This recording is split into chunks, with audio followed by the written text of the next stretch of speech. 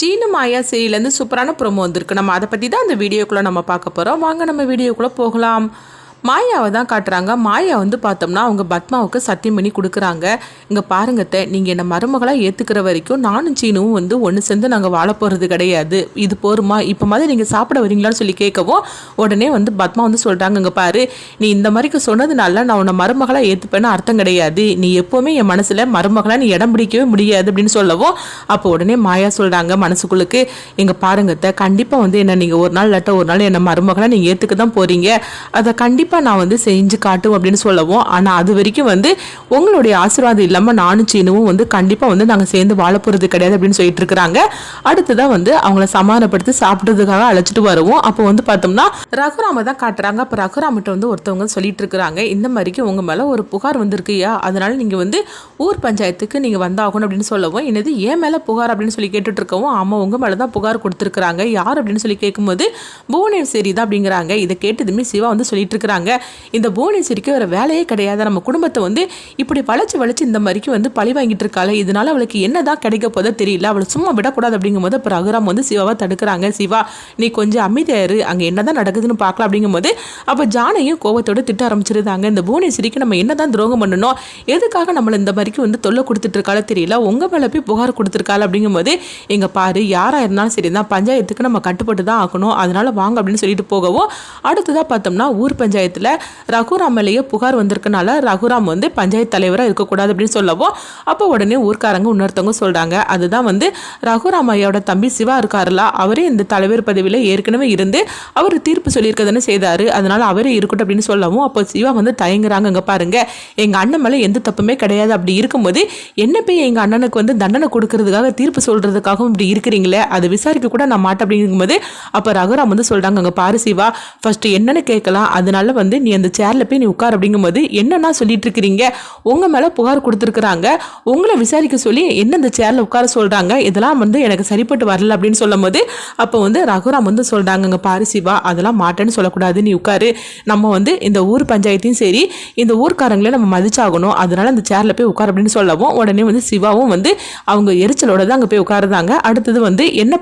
அதாவது என் மேலே என்ன புகார் அப்படின்னு சொல்லி கேட்டுட்டு இருக்கவும் இப்போ புவனேஸ்வரி வந்து சொல்றாங்க, இந்த நிக்கிற ரகுராம், அதாவது இந்த ஊருக்கே பெரிய மனுஷங்கிற பேர்ல இருக்கிறாரு, இந்த ரகுராம் வந்து ஏற்கனவே வந்து ஒரு கல்யாணம் பண்ணி, அது மட்டும் இல்லாம அவருக்கு ஒரு பையனை இருக்கிறாங்க, அந்த மனைவி பேரு வந்து சிவரஞ்சனி அப்படிங்கிறாங்க, அந்த பொண்ணை வந்து இவர் ஏமாத்தி அவருக்கு ஒரு பையனும் இருக்கிறாரு, அது எல்லாமே 25 வருஷத்துக்கு முன்னாடி நடந்தது அப்படின்னு சொல்லவும், இது கேட்டதுமே ஜானகிக்கு தூக்கி வரி போடுது,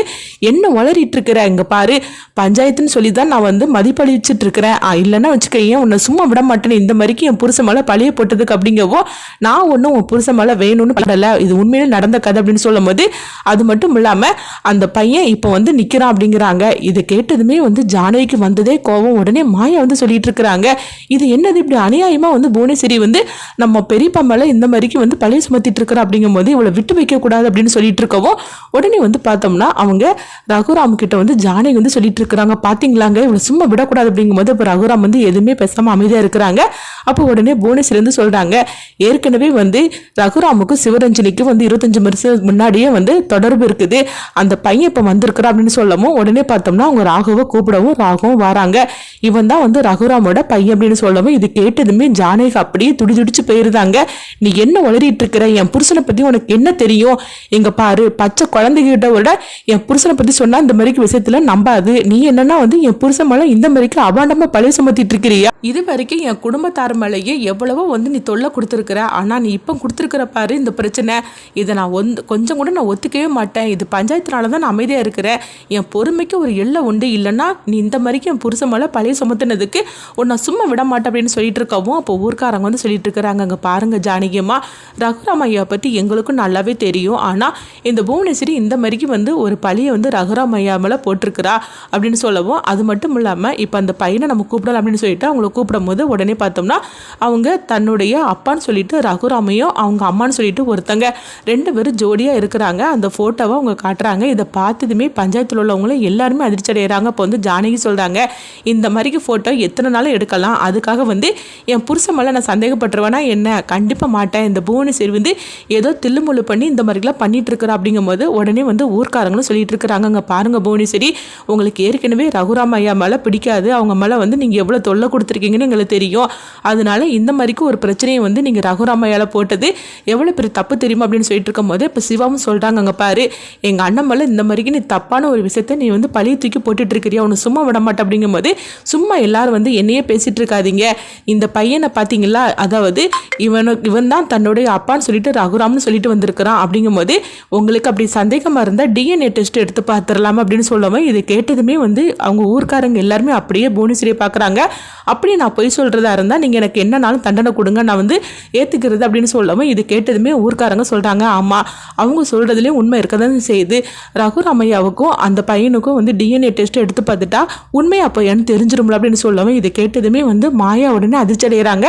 அப்போ மாயா வந்து பார்க்குறாங்க, என்னது இங்கே இவ்வளோ பெரிய பிரச்சனை நடந்துட்டு இருக்குது, ஆனால் பெரியப்பா வந்து இதுக்கு எதுவுமே பேசாமல் பதிலளிக்காமல் அமைதியாக இருந்துட்டு இருக்காரு அப்படின்னு சொல்லி நினைக்கவும் அடுத்ததாக பார்த்தோம்னா ஊர்க்காரங்க வந்து சொல்கிறாங்க சிவா கிட்ட, இங்கே பாருங்க நீங்கள் தான் சொல்லணும் அப்படிங்கும் போது இப்போ சிவாவுக்கு என்ன பண்ணுதுன்னே தெரியல. அப்போ சிவா வந்து நினைக்கிறாங்க, கண்டிப்பாக எங்கள் அண்ணன் மேலே எந்த தப்புமே இருக்காது அப்படின்னு சொல்லிட்டு இந்த மாதிரிக்கு டிஎன்ஏ டெஸ்ட் எடுத்துடலாம் அப்படின்னு சொல்லிட்டு அவங்களும் வந்து முடிவு சொல்கிறாங்க. அடுத்தது நம்ம பார்த்துக்கலாம் அப்படின்னு சொல்லும்போது அடுத்தது புவனேஸ்வரி வந்து ரொம்பவே சந்தோஷப்பட ஆரம்பிச்சிருந்தாங்க. எப்படினாலும் சரிதான், டிஎன்ஏ டெஸ்ட் எடுத்துறாகி ரகுராமோட பையன் இவன் தான் சொல்லிட்டு உண்மை தெரிஞ்சிடும், அதுக்கப்புறம் இருக்குது இவன் எப்படி தலை நிமிந்து நடப்பான்னு சொல்லிட்டு நம்ம பார்த்துடலாம் அப்படின்னு சொல்லி நினைக்கவும் அடுத்ததுங்க பார்த்தோம்னா வந்து ரகுராம் ஜானகி எல்லாருமே வீட்டுக்கு வரும். இப்போ ரமணி பாட்டி வந்து அப்படியே அழுதுகிட்டு இருக்கிறாங்க,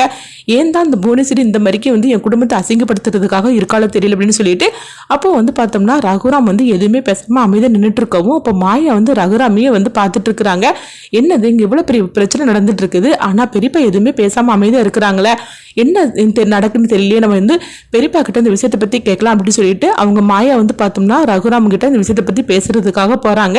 அப்போ ரகுராம் வந்து என்ன மாயான்னு சொல்லி கேட்கும்போது, பெரியப்பா நானும் உங்களை கவனிச்சுக்கிட்டு தான் இருக்கிறேன், இங்கே இவ்வளோ பெரிய விஷயம் நடந்துட்டு இருக்குது, ஆனால் நீங்கள் எதுவுமே பதில் பேசாமல் இருக்கிறீங்கன்னா அப்போ அதுக்கு என்ன அர்த்தம் அப்படின்னு சொல்லி கேட்கவும் உடனே ரகுராம் வந்து மாயாவை பார்க்குறாங்க. அப்போ ரகுராம் வந்து உண்மைப்பட்டு உடைக்கிறதுக்காக வராங்க. சிவரஞ்சனிங்கிறது யாரு, அதே மாதிரிக்கு சிவரஞ்சனியோட பையன் வந்து ராகவன் சொல்லிட்டு வந்திருக்காங்களா, அவங்களுக்கும் ரகுராமுக்கு என்ன சம்மந்தம் அப்படிங்கிற உண்மையை போட்டு அவங்க உடைக்கிறதுக்காக வராங்க. அடுத்து என்னெல்லாம் நடக்க போகுதுங்கிறத வெயிட் பண்ணி பார்க்கலாம்.